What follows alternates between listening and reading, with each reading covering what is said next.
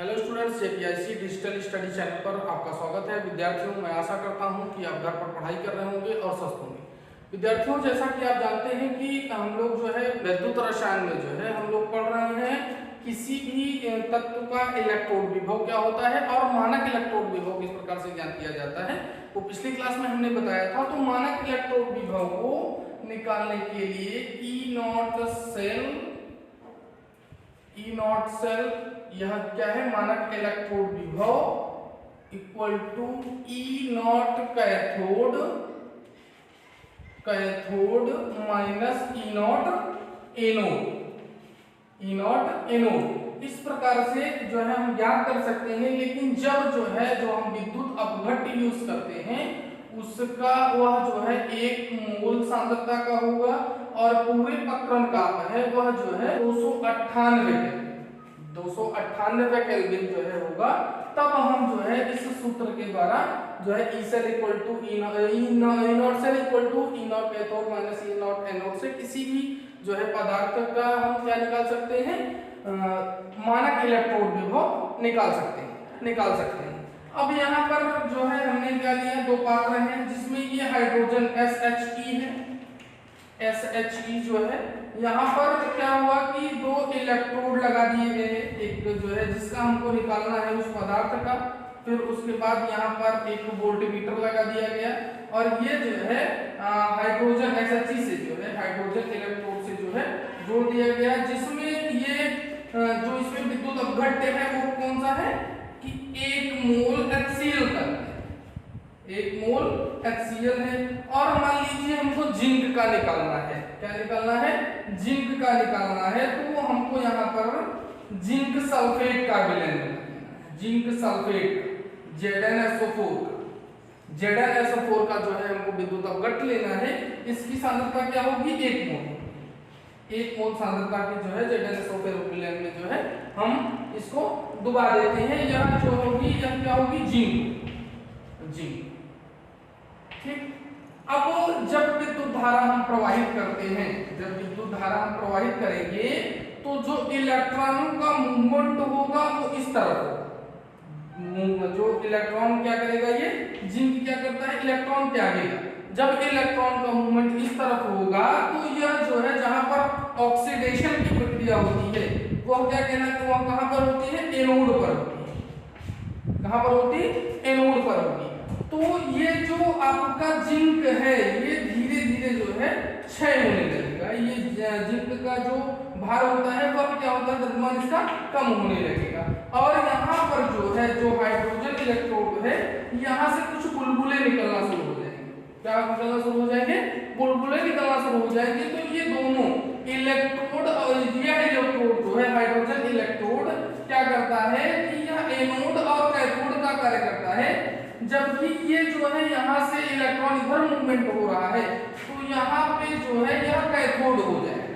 क्या हो जाएगा, यहाँ पर अपचयन की क्रिया संपन्न हो रही है इसलिए क्या हो जाएगा, ये कैथोड हो जाएगा। तो इस प्रकार से यह इलेक्ट्रॉन का जो मूवमेंट होगा तो ये पाठ्यांक जो है क्या हो जाएगा, बढ़ जाएगा। तो इसका जो मानक इलेक्ट्रोड विभव होता है वह 0 होता है। तो हम लिख सकते हैं ई नॉट सेल इक्वल टू, अब इसको हम अगर 0 मान ले रहे हैं तो जिसका निकालना है इसको हम x मान लें। तो ई नॉट कैथोड पर 0 हो जाएगा माइनस ई नॉट एनोड पर क्या हो जाएगा, x हो जाएगा, इसका निकालना है। और मान लीजिए यह ई नॉट सेल कहां से हमको मिलेगा, ई नॉट सेल मिलेगा हमको इस पाठ्यांक से। मान लीजिए कितना मिला है, 0.76 मिला है। अब हम जब जो है इसको निकालेंगे x इक्वल टू हो जाएगा 0 माइनस 0.76। तब इसका जो ई से निकला हुआ जो है माइनस 0.76 जो है इसका मानक इलेक्ट्रोड विभव निकला है, किसका, जिंक का। यदि मान लीजिए हम यहाँ पर जिंक ना लेकर के कॉपर लें, जिंक ना लेकर के कॉपर लें और जो विद्युत अपघट्ट होगा CuSO4 होगा। यहाँ पर किसका, कौन सा विद्युत अपघट्ट यूज किया जाएगा, कॉपर सल्फेट का विलयन जो है यूज किया जाएगा। अब जब इसमें विद्युत धारा प्रवाहित होगी तो जो इलेक्ट्रॉन होते हैं वो यहाँ जो है मूवमेंट इनका चेंज हो जाता है। ये इलेक्ट्रॉन जो है इस तरफ जो है मूवमेंट करने लगते हैं, जिससे जो ये कॉपर है इसका जो भार होता है वो बढ़ने लगता है। इस पर जो है कॉपर जो है विलयन से चिपकने लगता है और यहाँ पर कुछ बुलबुले निकलने लगते हैं। तो ये जो इलेक्ट्रॉन ग्रहण की प्रक्रिया है और यहाँ से इलेक्ट्रॉन मूव कर रहा है, इसलिए ये क्या हो जाएगा, यह जो है एनोड का कार्य करेगा और यहाँ पर क्या हो जाएगा, ये कैथोड हो जाएगा, कैथोड हो जाएगा। अब जो है जो हम ई सेल इक्वल टू रखेंगे, E naught cell equal to cathode के स्थान पर हम जीरो जो है क्या रखेंगे, जीरो रखेंगे, सॉरी कैथोड के स्थान पर x रखेंगे और माइनस क्या रखेंगे, ई नोड कौन सा कर रहा है, हाइड्रोजन इलेक्ट्रोड का कार्य कर रहा है, तो यहाँ पे क्या हो जाएगा, जीरो हो जाएगा। और मान लीजिए इसका जो हमारा वोल्टमीटर है, वोल्टमीटर का पॉइंट कितना है, 0.34 है। तो हम जब निकालेंगे तो x इक्वल टू हो जाएगा प्लस 0.34, तो इसका क्या आ गया, ई नॉट इक्वल टू यहाँ आ गया क्या, ई नॉट कैथोड या हम कॉपर कह सकते हैं, ई नॉट कॉपर इक्वल टू क्या आ गया, प्लस 0.34। तो इस प्रकार से इलेक्ट्रोड विभव निकाल सकते हैं। यह जो है जो आपकी श्रेणी है विद्युत रासायनिक श्रेणी में क्या है, ये सबसे ऊपर है, इसलिए इसकी सक्रियता कम है और इसका जो जिंक का मानक इलेक्ट्रोड विभव विद्युत रासायनिक श्रेणी में जो है यह हाइड्रोजन से नीचे है, इसलिए क्या करता है, इसमें जो है इसकी सक्रियता कॉपर से ज्यादा है।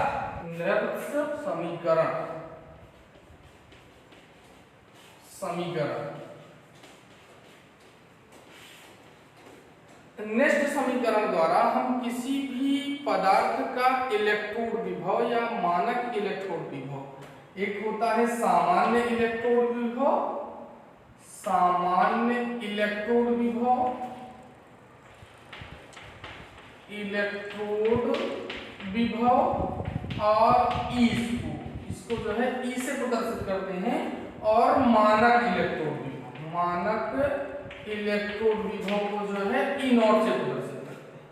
ई नॉट कब होता है, जब जो है 1 मोल सांद्रता का जो है विलयन होगा और जो ताप होगा वह जो है 298 केल्विन होगा, क्या हो जाएगा, 298 केल्विन होगा। यदि यह कंडीशन अप्लाई ना हो तो जो है इस समीकरण के द्वारा हम जो है क्या करते हैं, किसी भी धातु का इलेक्ट्रोड विभव जो है निकाल सकते हैं। यहाँ पर एक जो है हम समीकरण लेते हैं Mn प्लस, चूंकि जो है IUPAC के अकॉर्डिंग मानक अपचयन विभव का जो है हमें जिक्र करना है, तो Mn plus 2 electron goes to Mn जो है M, ये जो है हमारा है धातु है, इस पर चार्ज N है और यहाँ पर जो है क्या हो जाएगा, यह मेटल में बदल जाएगा, यह धातु आयन और यह धातु हो जाएगा।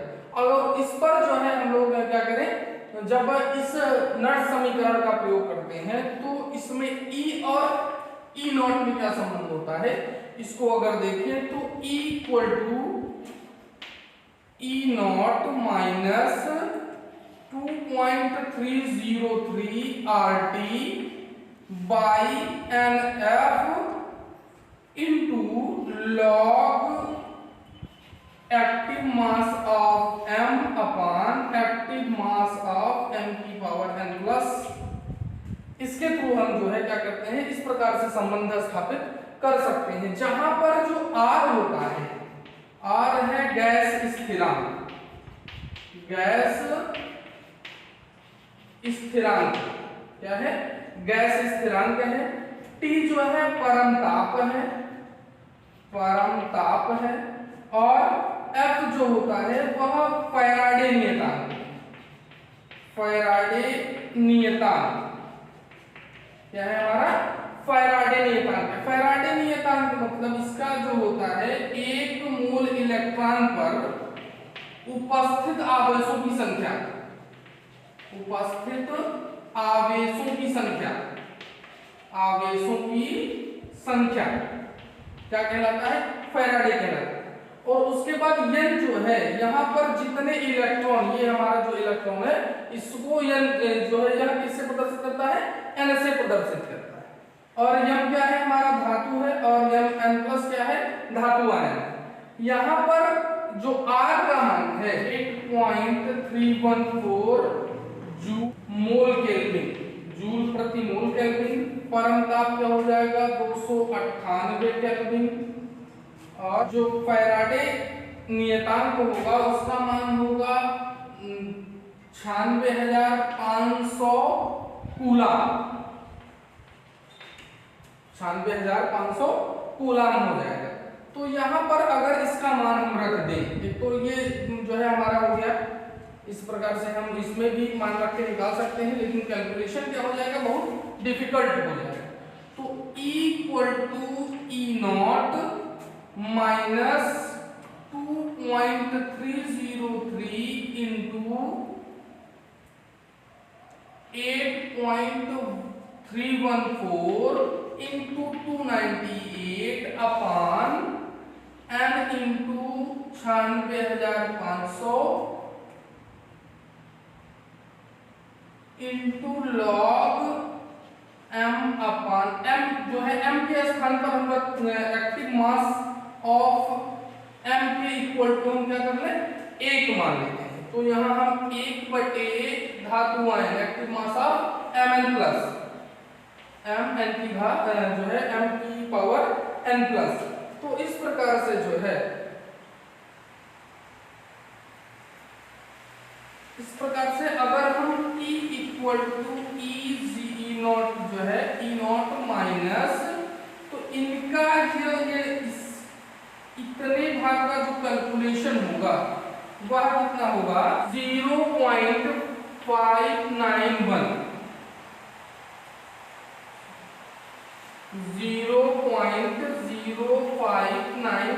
अपान n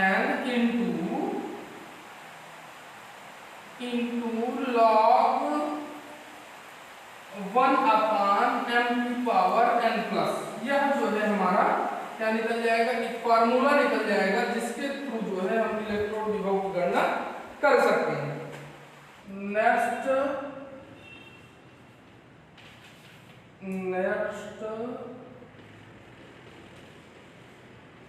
समीकरण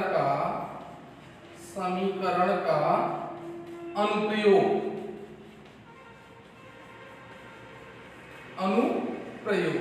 यहाँ पर जो है हम इसके अनुप्रयोग के बारे में देखते हैं। तो पहला इसका अनुप्रयोग क्या है कि किसी भी सेल के विद्युत वाहक बल EMF की गणना करते हैं।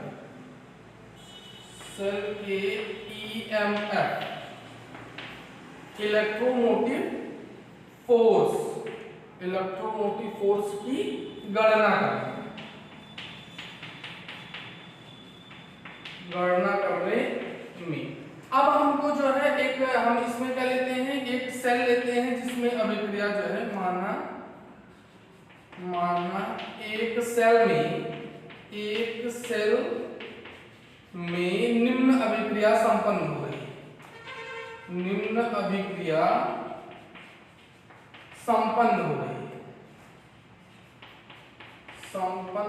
रही है, इसमें जो है Zn plus Cu2 plus goes to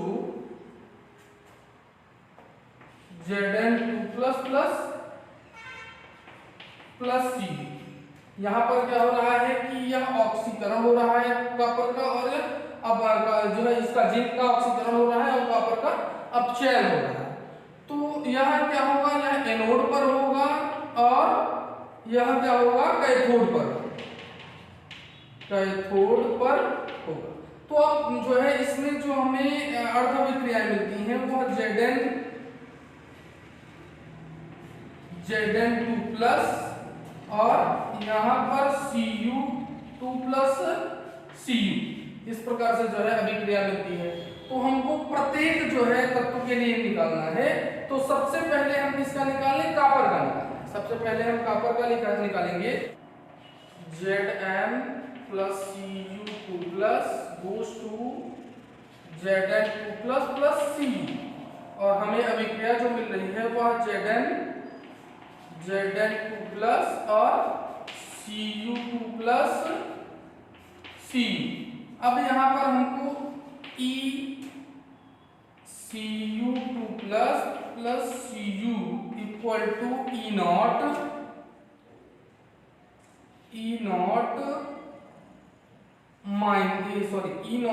Cu2 plus Cu minus 0.0591 upon n into log 1 upon धातुवान क्या है Cu2 प्लस, तो Cu प्लस 2 हो गया हमारा समीकरण नंबर 1। और EZn2 plus Zn equal to E naught Zn2 plus Zn minus 0.0591 upon n log 1 upon active mass में लिखा जाएगा, तो active mass of Zn2 plus, यह हमारा हो गया समीकरण नंबर 2। समीकरण नंबर 2। अब हम क्या करते हैं, ई सेल बराबर क्या करते हैं, ई सेल इक्वल टू हमने फॉर्मूला पढ़ा है, E cell equal to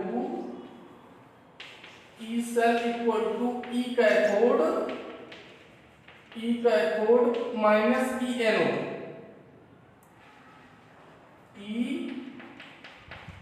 anode. तो यह जो है प्रक्रिया किस पर हो रही है, एनोड पर हो रही है या कैथोड पर हो रही है। तो अब इसको हम क्या करते हैं, माइनस करते हैं, तो हमारा क्या निकल जाएगा, ई सेल हो जाएगा equal to E naught cell, मानक इलेक्ट्रोड विभव, ई नॉट सेल माइनस, यह दोनों में जो है क्या हो जाएगा, कॉमन हो जाएगा। क्या है, ये दोनों में क्या है, कॉमन है। तो हम यहाँ पर सबसे पहले तो यहाँ जो है सिंबल चेंज होता है, तो यहाँ अगर माइनस से प्लस है तो माइनस हो जाएगा, यहाँ भी माइनस, यहाँ प्लस हो जाएगा, यहाँ जो है ठीक। तो अब जो है ई सेल इक्वल टू मानक इलेक्ट्रोड विभव, सेल का मानक इलेक्ट्रोड विभव, सेल का इलेक्ट्रोड विभव minus 0.0591 upon n into log 1 upon active mass of Cu2 plus minus 1 upon minus log 1 upon active mass of Zn2 plus. अब यहाँ पर जो है हम लॉग का फॉर्मूला अप्लाई करते हैं, हो जाएगा हमारा E cell equal to E naught cell minus 0.0591 upon n log A minus B equal to होता है लॉग A अपान B। तो हो जाएगा log 1 upon active mass of Cu2 plus upon 1 upon active mass of Zn2 plus. अब अगर हम इसको जो है और कैलकुलेट करें तो ई सेल इक्वल टू हो जाएगा, E cell equal to E naught cell equal to 0.0591 upon n into log Zn2 plus ऊपर जाएगा और Cu2 प्लस नीचे आएगा, तो active mass of Zn2 plus upon active mass of Cu2 plus.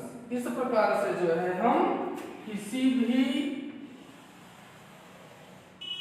Cell के जो है EMF को जो है ज्ञात कर सकते हैं।